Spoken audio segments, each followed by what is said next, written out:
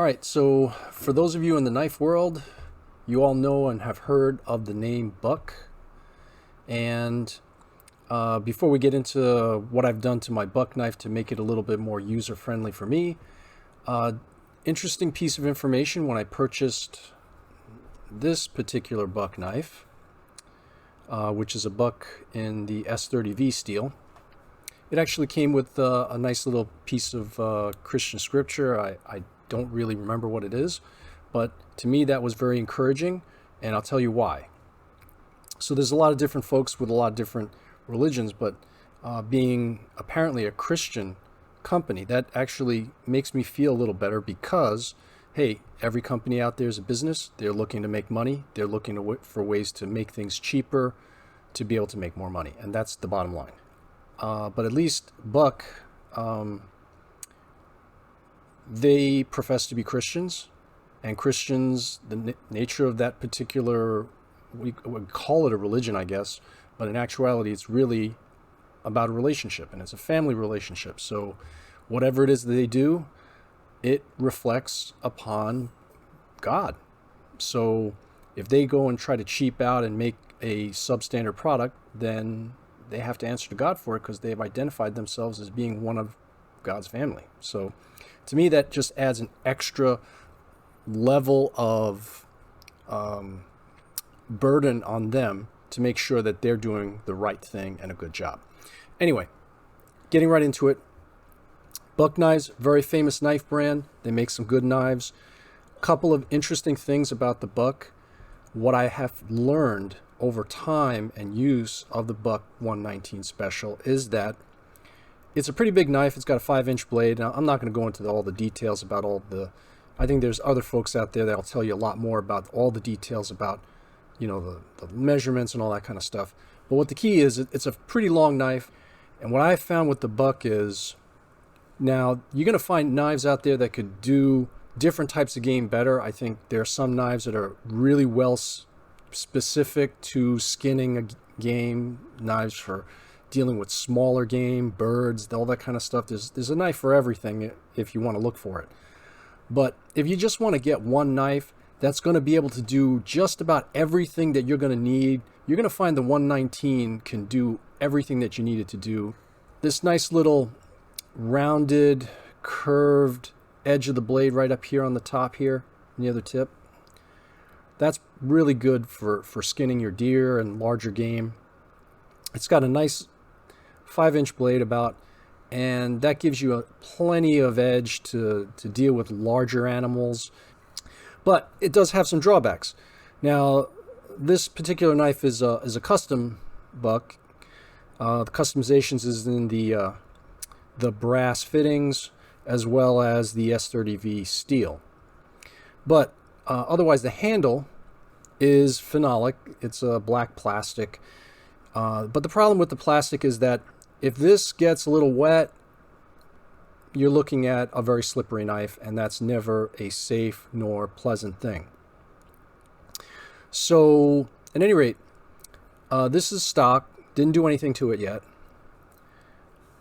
Now, this is a previous 119 Special. This is in the 420HC steel that I made some modifications to, and one of the things I wanted to do was I wanted to make that handle a lot more grippy when wet.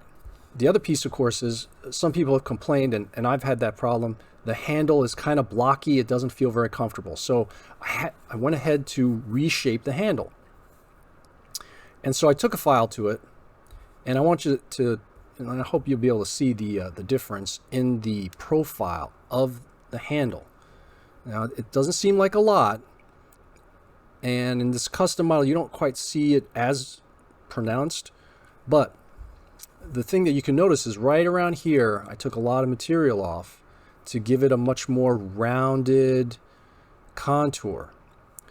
And that did a couple things for me. Number one, it made it much more comfortable. The other piece is because now the surface of this is not as smooth, strangely enough, as if it gets wet, the grip increases. Now, I wanted to give you a better view on how that filing looks because I purchased a different Buck 119, also an S30V. This is not a custom model, but something I picked up off of, I think it was eBay or possibly Amazon. And you can see this happens to have a micarta handle, and you can see all the places where I went and filed it down. The metal portions that you don't want to get scratched so that the knife keeps looking good. All right, so I just wanted to kind of go over the steps that I took in order to make this happen in a manageable way so that I don't mess up my knife and all that kind of stuff. Because what I have done with these knives, I wanted to do with my brand new custom Buck 119 Special.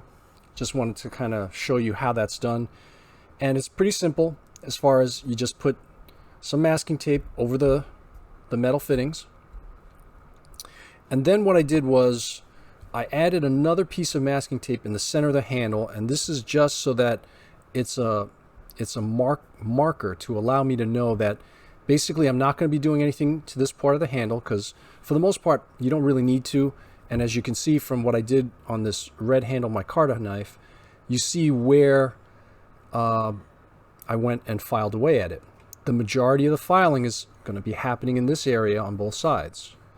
Some of the filing I did down over here is merely contoured a little bit because, again, I mean, the reality is the knife is pretty blocky. You don't have to get too afraid about how much, taking off too much material. Reason being that if you look at the knife, this portion of the knife has the least amount of material on it. And obviously that's strong enough for the knife to function. This portion is a lot thicker. There's a lot more material there. And the way I looked at it is, as long as I have more material there than on this bottom end, then I should be good to go. I happened to look at Buck's, a YouTube video of Buck and how they actually put these things together, and I took a very careful look at what this rat tail tang on this knife looks like, and it's basically a straight piece of metal. So I know that the amount of plastic that's here, I mean, it's not like, the rat tail tang got thinner at the end or something like that so that there's more material here. No, it's just a straight piece of metal all the way through. So the way I looked at it, as long as this portion up here stays thicker than this portion down here, then you're safe and you're not messing up your knife. And that's the way I'm going to go with it. So anyway, so that's what it looks like now. Haven't done anything to it other than putting on the masking tape. All right, so now I've completed the necessary changes to the knife handle to make it comfortable. And I just want to give you a couple of pointers when you're actually doing the filing. As far as files go, you can use any old file. Just go to your local hardware store and pick up a regular coarse file. I used a metal file. They're not too expensive. At any rate, if you take a really close look at this handle profile, you'll see that it has a sort of, shall we say, a sort of thinner portion on the top, thinner portion on the bottom, and the thick portions right in the middle. For those of you who are familiar with custom-made knives, that's the general handle profile of just about all custom-made knives that I've seen, with, of course, some exceptions. But generally, if you want it to be comfortable in your hand, it's going to kind of look like this. And the way to test is basically when you get your knife, you want to take a good grab and squeeze really hard and feel the areas where any sort of blockiness, any sort of projection or anything that is causing any sort of discomfort or pain in your hand or is cutting into your hand in any way, shape, or form. And you want to go ahead and simply file that area down. You're going to do this one day, and you're going to get it so that it's pretty close to where you want it to be. Set it aside for a day. Pick it up again the next day when you're fresh, and feel it again. Do some, and basically for me, the second day I did some minor changes, a little bit more shaving around in this area here to make it a little bit more comfortable, and then I was done. And once I was completely finished with all my filing, I just took 100 grit sandpaper and just gave a nice fine sanding, and I used this direction for sanding and filing. Reason being that when, again, if and when your knife handle gets wet, that particular direction of sanding and filing will give you extra grip. At any rate, so that's where it's at. Just a couple of minor little points that you may want to pick up. Now again, this is a S30V steel.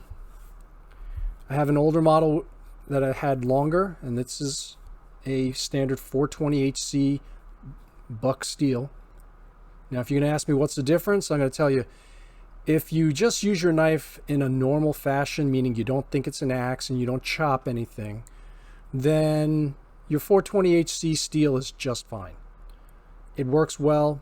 It's very easy to sharpen, very quick to get a nice fine edge on that. Now the downside, of course, is I'm one of those people who always has to push the boundaries, so therefore, yeah, I'm crazy, but hey, that's what I do. So if you're going to do stuff like that, and you can, even for small brush, your 420HC is gonna, your edge is gonna, it's gonna roll. It might, you'll see some edge degradation because of that. So your edge is not going to stay a fine straight edge anymore after beating on it. But you take this S30V steel, it doesn't care. Chop down trees, it doesn't matter. So anyway, those are the main differences between the two steels. Anyway, so final thoughts on it. Value. So you can go to your local Walmart and pick up your 420HC buck 119 special, and I think I've seen prices around like in the $50 range, and you will have yourself a very fine knife. Now if you go and spend a little additional time to actually essentially work on this handle, you're going to basically have a knife that is going to be the equivalent, at least in feel, comfort, and usage wise, as a much more expensive custom made knife. Meaning, the reason being, of course, is that you'll now have a knife handle that is custom fitted for your hand. Now I've seen custom knives, and generally they cost anywhere from about $300 and up, so I don't think you can get any better value than that. I happened to pick this one off online. I saw Amazon a few months back. I don't see it anymore, but it's S30V steel with a red micarta handle. We're looking at about $125, and again, great bargain, great deal. Lastly is the one I purchased from the custom shop over at Buck, and this one cost me in the vicinity about $170 or so. I don't remember the exact numbers, but I added a few extras because I wanted the brass metallic pieces here, in the hilt and the end cap, and a couple of, I got some engravings and things of that sort. So it bumped up the price a bit, but even still at $170, $180 in comparison with a little bit of sweat equity, I got something that fits my hand perfectly, as well or perhaps even better than some custom made knives that I've seen. Anyway, that's it.